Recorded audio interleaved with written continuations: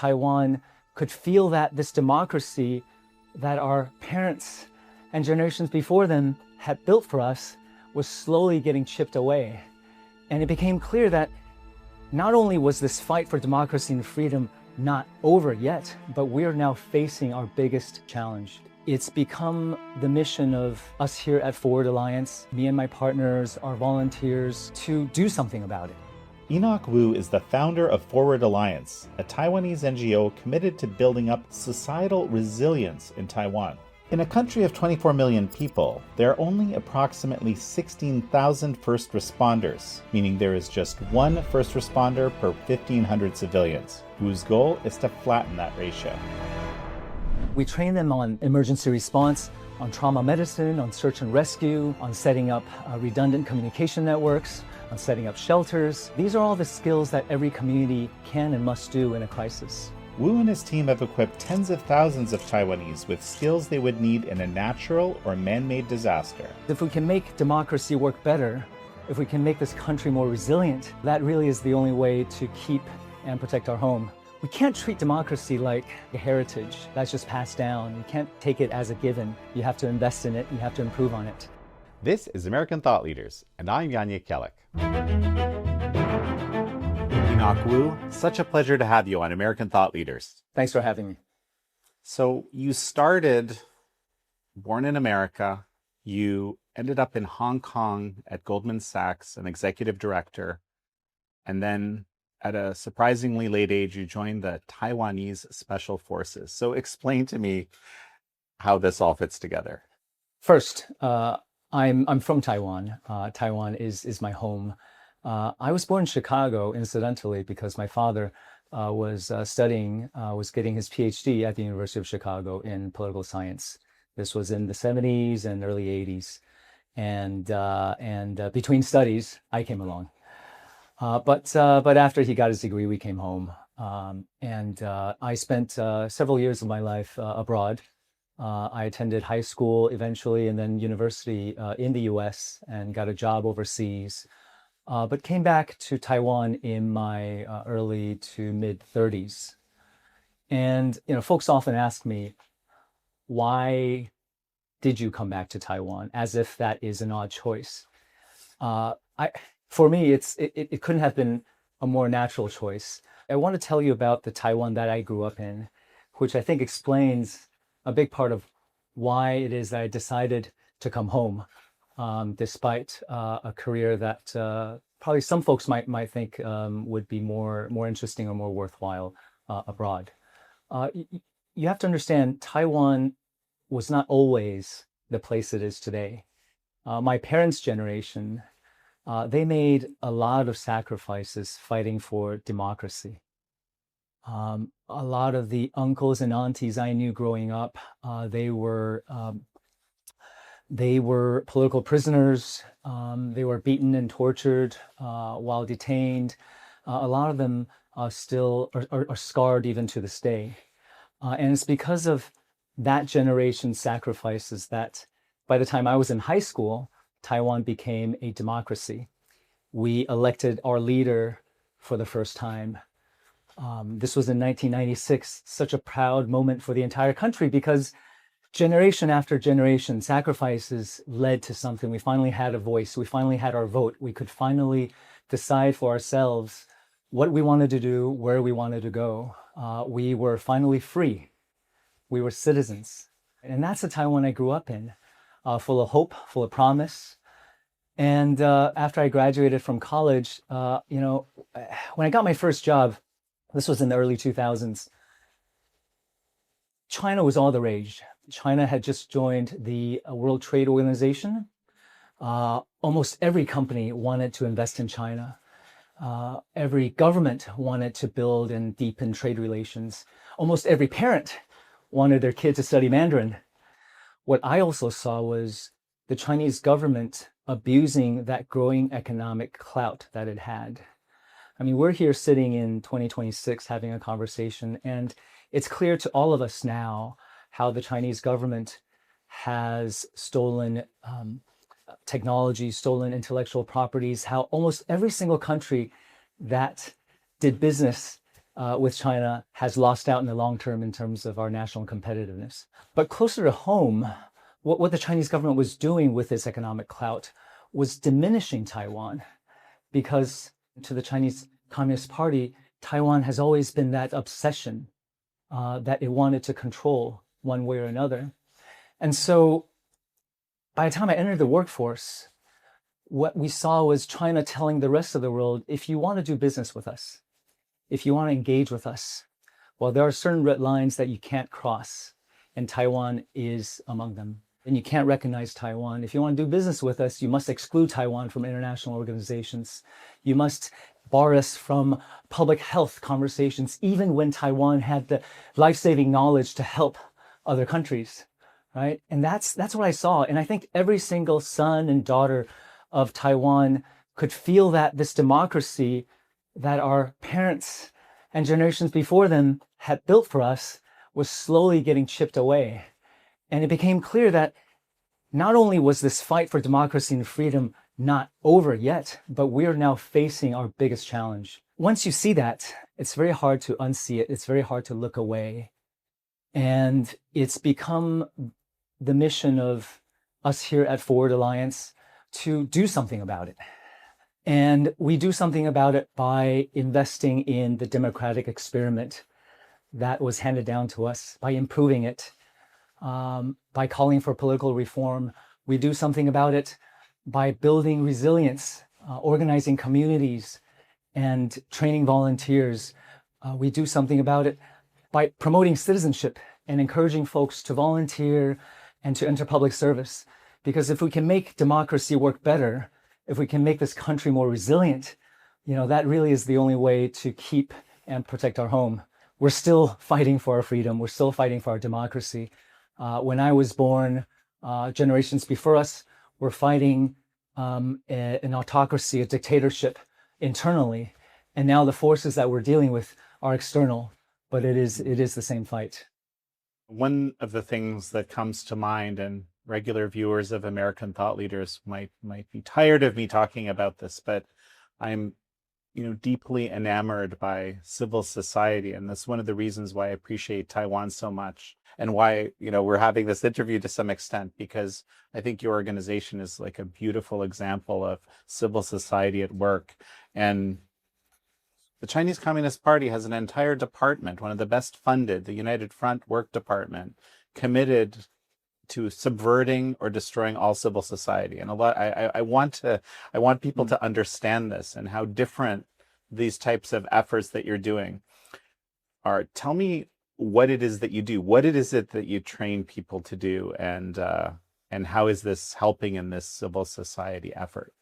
First and foremost, our primary goal is to protect and continue to invest in this democracy that we have. And to do that, we have 3 lines of effort. One is, as you say, we're working with local communities on preparedness. We are working with local churches, local schools, local nonprofits, and their volunteers to make sure that every parent, every family, every household is prepared for emergencies and contingencies. That whether you're a child or a grandparent, you're able to help yourself, you're able to support your neighbors, you're able to be a constructive member of your community. Because in a crisis, whether it's natural or man-made, you can't rely on government. The whole definition of a democracy is that this is collective burden. The whole point of being in a democratic society is that we are all owners and we all have to take responsibility. And we see that spirit at the local level, right? Every pastor we work with, every principal we work with, every head of that local nonprofit we work with, they understand that in a crisis, they have to do even more. They understand that their communities will turn to them for support and for guidance as well. And so we train them on emergency response, on trauma medicine, on search and rescue, on setting up redundant communication networks, on setting up shelters. These are all the skills that every community can and must do in a crisis. That's a big part of our work. And on top of that, as I mentioned earlier, making sure that democracy continues to work and continues to improve is part of our mission as well. So we continue to call for electoral reform, campaign financing reform. A lot of this is familiar to your viewers around the world because these are common challenges for every democracy. We can't treat democracy like a heritage that's just passed down. You can't take it as a given. You have to continue to nurture it. You have to invest in it. You have to improve on it. And I think that's also true around the world. If you're an American Thought Leaders regular, you know we spend a lot of time digging into the powerful forces trying to reshape America and the Western world. Everything from censorship and central banking to the growing economic pressure coming from Beijing. I'm not a financial advisor, but in uncertain times like these, owning something real, something you can hold, can provide stability and peace of mind. I myself am someone who likes to invest in gold because it's something that basically holds long-term value in a way that very few other things do. That's through inflation, through geopolitical tension, and even periods when confidence in institutions is breaking down. And when it comes to gold, it's actually a really excellent time to buy it, in my view. A trusted source for me for buying gold is American Hartford Gold. They have an A+ rating with the Better Business Bureau and thousands of 5-star reviews. Gold and silver can be delivered straight to your door or stored securely in a tax-advantaged gold IRA if you're planning long-term, as I tend to do. And right now, when you call and tell them I sent you, you can get up to $20,000 in free silver with your first qualifying purchase. Call 855-862-3377 or text American to 65532. Once again, that's 855-862-3377 or text American to 65532. Or you can also click the link in the description below.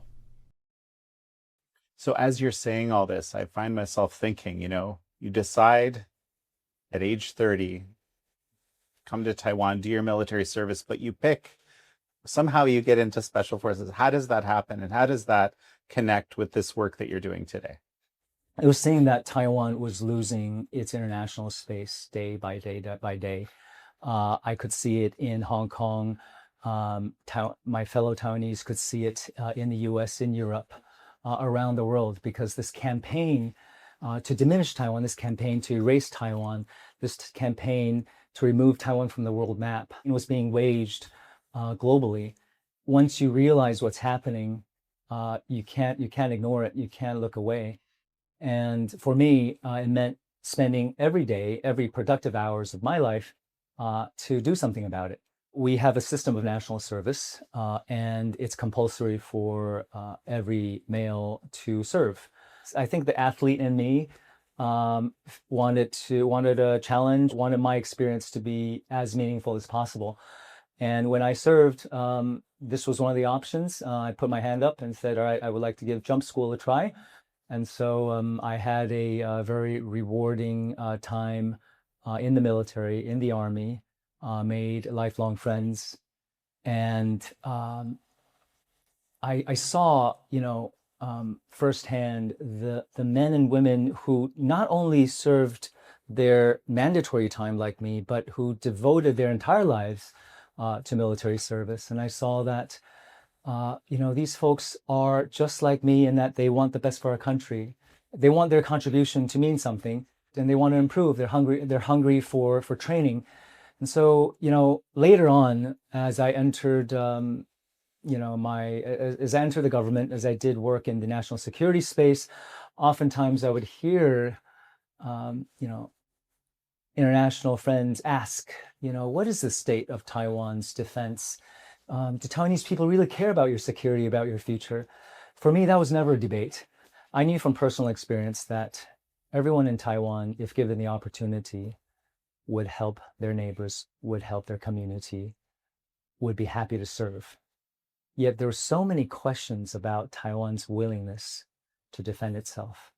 It seemed so strange and so removed from reality that at some point I thought, why were people having this debate? Why did people keep asking this question? Well, it's because citizens didn't really have opportunities to serve beyond military service. Citizens didn't have an opportunity to give back in a way that they want to, in a way that gave them meaning. And so through Forward Alliance's program, we try to create that system to give people a meaningful way to serve. It doesn't have to be tied to war. It doesn't have to be tied to any specific incident or contingency. As long as your community needs you, whenever your home needs people to step up and help, whenever the situation requires you to take action, right? This program helps you to do that. And so we've had trainees as young as 8, as old as 92, all learning how to help themselves, how to help each other, how to be that helpful member of their community, learning the skills we talked about earlier. And for us, that debate has been put to rest at our first training, right? Years later, tens of thousands of trainees later, we no longer feel the need to explain or to justify or to argue why Taiwan is just like you. It's just like any country around the world where our citizens not only are willing, but embrace that responsibility to look after ourselves. I can't help but think that the main reason this is a question is purely mass propaganda from the Chinese Communist Party being pushed, to every country where it operates. Just like a weird question, right? Would you ask that question about other countries? I suppose you could. I think you're right. It's inherently a silly question, isn't it? The fact is, Taiwan spent half a century fighting for freedom during colonial occupation, and another half century fighting a national dictatorship. And, democracy wasn't handed to us. We earned it, just like Americans did 250 years ago. Now, granted, we're much younger at 30 years, but I think you're right. There probably is there's a misunderstanding of history, of context, of who we are and what things are like on the ground. I think many countries around the world, many liberal democracies around the world, have this scenario where there are people in those societies are asking themselves questions. Is what we have built here good, right? This is a question people are asking in Canada. This is a question people are asking in America. I think of it less of a question here than almost any other place that I'm aware of where these questions are being asked. Like, are people ready to stand behind what we've built? That's really the question we're talking about. I find it fascinating that Taiwan needs to kind of reinforce and rededicate that commitment when, of all countries, it's probably not as big an issue, this question of whether what we've built is good and proper and valuable and decent and so forth.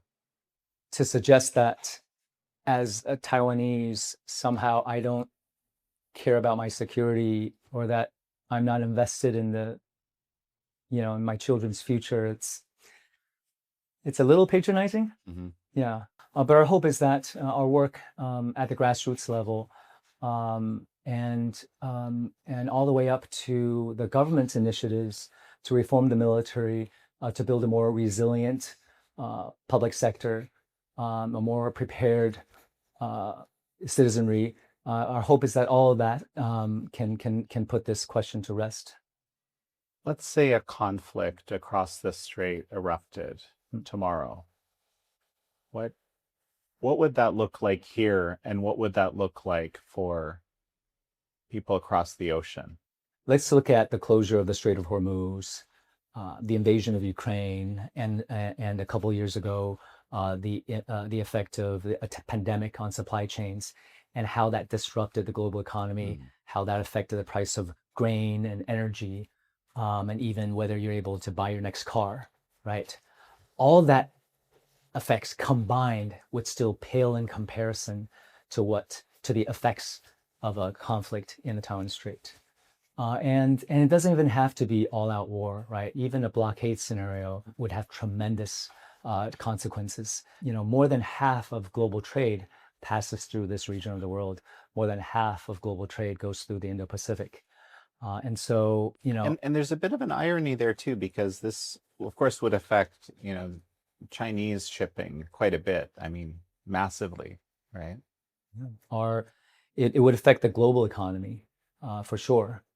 And people often tell me, "Oh, we care about Taiwan because of maybe chips or certain industry supply chains," and I have to be honest. I don't think you should care about Taiwan because we make a certain product. But to your point, the fact that our economies are interdependent, the fact that our kids' college tuition funds are inextricably linked, I think that's reason enough for us to work together to ensure that there is peace and stability everywhere. Mhm. So you've gone to Ukraine and Mm. been inspired by a whole bunch of what you've described as grassroots efforts there. Can you tell me a little bit about what you did, what you figured out? So I went to Ukraine in 2024 and met with civil society partners to understand what we can learn from their experience and also how we can help. And I came out of that trip with a couple of takeaways. Every single Ukrainian I spoke with told me that they had wished they had done more preparation in advance. Mm. They wish they had done more ahead of February 2022. They wish that if they had done more, if they had been more prepared, if they had mobilized sooner, then maybe, just maybe, this war wouldn't have happened. We've absolutely been inspired by their resilience over the past years, not just since 2022, but since 2014 when the conflict really started. Just to see community groups self-organize, take action without government direction, to see neighbors stepping up, helping each other. Resilience can't prevent war. Resilience can't end a conflict, but resilience is so important because it's the ability to withstand that first blow. And when you're resilient, you buy the time and the space to get your defense in order. It was incredible to see Ukrainians from all backgrounds being offered a way to contribute. I'll give you an example. I saw software engineers getting recruited to help set up a cloud-based network because the government's communication system was destroyed on the first day. I saw IT professionals and bankers joining the government reform office to help make their procurement process more transparent, because they understood that reform needs to continue. The work of making democracy better can't stop, because if you improve governance, it improves public trust. Mm-hmm. When you have public trust, there's more unity. When there's more unity, you can continue to defend yourself and resist. These are all important lessons to learn. Now, having said that, Taiwan and Ukraine are quite different. For one, geographically, Taiwan is an isolated island. And so to build the type of resilience in energy, in communication, in supply chains is going to be a very different challenge here than it's been in Ukraine. I'm inspired by everything that both you're doing and frankly by the vigilance and will of the Taiwanese people. This is all in the context of the Chinese Communist Party across the strait waging what you would call cognitive warfare, or demoralization strategies to try to basically subvert all of these efforts, to shift that, to make it a fait accompli. It just might be safer to just accept becoming part of China. I'm sure you hear these sorts of things often. The Chinese playbook it's total warfare. It is united front works and more. It is a totalitarian playbook that is being waged inside China and outside China, in Taiwan, but also in the States. Everything that you'd mentioned about Taiwan is happening in your borders as well. It's in your politics. The former mayor of Arcadia just pleaded guilty to being an illegal agent of the Chinese Communist Party, of the People's Republic of China. They are in your networks and systems, right? Chinese state-sponsored cyber groups have infiltrated and compromised U.S. critical infrastructure. And they are also in your communities. The FBI, among others, have pointed out this network of secret police service stations being run in the United States, in US cities, to monitor and to intimidate Chinese dissidents. So you're absolutely right. These tactics are happening in Taiwan and they're happening in the US. And I think that's why it's the smart thing to do and the wise thing to do to exchange notes, because we are facing the same adversary, the same tactics. Whether you're living in New York or Taipei or Shanghai, we have to coordinate our defenses. We have to think of effective ways to counter and push back because we're in this together.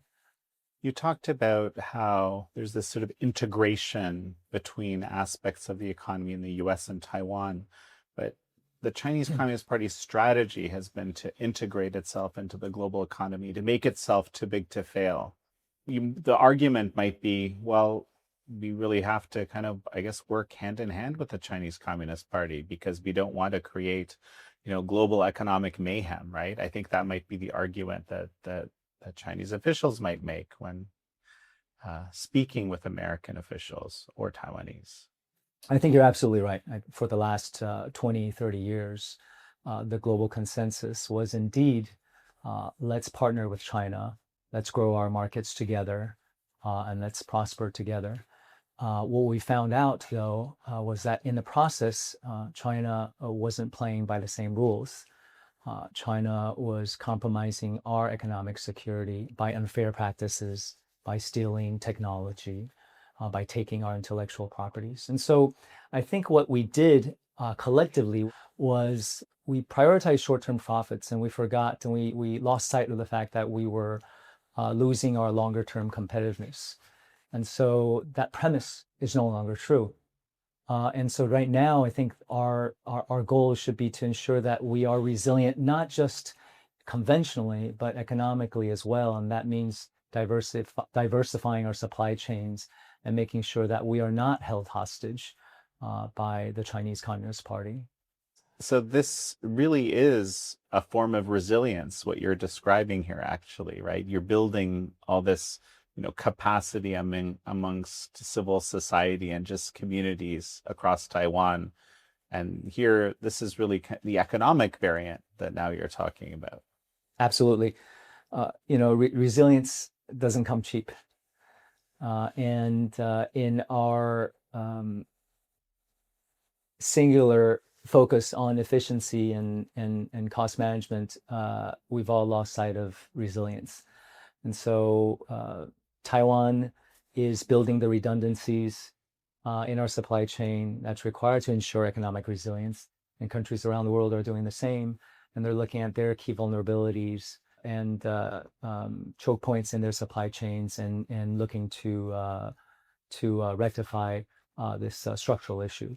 And so the hope is that if we can make the right investments now, if we can bring back key capabilities and capacities within our control, that all of our economies will be more resilient for it, and collectively the world will be more stable. That is the aim. As I mentioned earlier, no one wins from conflict, and our mission, our collective agenda, has to be to maintain peace and stability. But that doesn't mean we have to compromise sovereignty or give up on our values in the process. As we finish up, if there's one thing that you would like to say to people that would entice them to come visit Taiwan, what would that be? Well, I'm glad you made it here. I can understand for your viewer sitting in a US city that they feel removed or somewhat distant and disconnected from what is happening to Taiwan. I get that. I was thinking about this before we sat down today, and it occurred to me maybe one way to talk to that viewer sitting in that US city, perhaps in New York, is to think about what that person's doing right now. And chances are that person's probably following a number of sports teams. They may be a Mets fan or a Yankee fan, or they're following the World Cup right now. And I would tell your viewer that you may not know Taiwan, but we are just as crazy about baseball as you are, and we're following our home teams as well. In fact, in the last World Baseball Premier 12 Championships, Taiwan won the title, and our team captain was voted tournament MVP. I bring this up because what your viewer may not know is that our national team, the day they won the title, they were wearing a jersey that was essentially blank. Okay, if you, like all of us here, had been following our national team on TV, you would have seen a blank jersey, and then on the left chest, you would have seen two letters, CT, that stands for Chinese Taipei. That is the jersey we wore in front of the world. Why is that the case? Well, it's because of Chinese pressure. We're not allowed to participate in international events under our name. I don't know if you can imagine your U.S. soccer national team participating in this year's World Cup without the three letters USA across your jersey. But that is the reality of every single Taiwanese. And so to your viewer that's sitting in New York, I would welcome them to visit Taiwan, not because the food is great, which it is, not because we're friendly, which we are, because you have an entire population of people here living with a set of circumstances that I don't think you could imagine, but that's never knocked us down. And we make a hell of a good set of partners. Well, Enoch Wu, it's such a pleasure to have had you on. Thanks, Jan. Thanks for having me. Thank you all for joining Enoch Wu and me on this episode of American Thought Leaders. I'm your host, Jan Kellick.